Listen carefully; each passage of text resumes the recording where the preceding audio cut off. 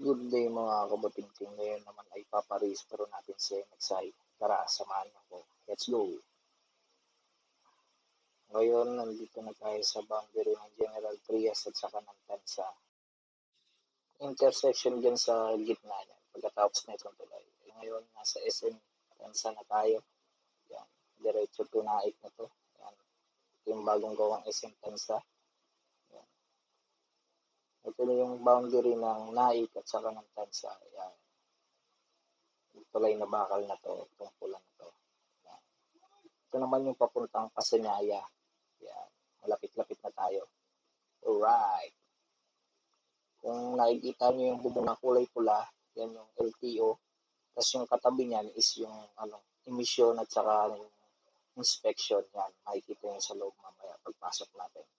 Malapit na tayo. Alright. Pagkatapos mo sa emission at saka sa testing, dito na tayo, punta tayo sa LTO. Babalik ka dyan. Dito muna tayo sa pa-check muna natin yung motor. Alright.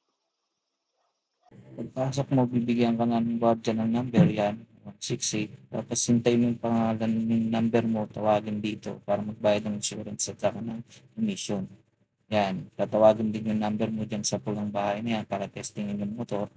Yan, tinitest na sa MXI. Pagkatapos na ito, diretso ka na sa LTO para pang-parehistro. Ganun lang kadali rito. Nagkaroon lang sila ng konting aberya dahil dyan sa hindi magpanagpo yung insurance na data from insurance to LTO. Alright. Thank you. Ganun lang kadali.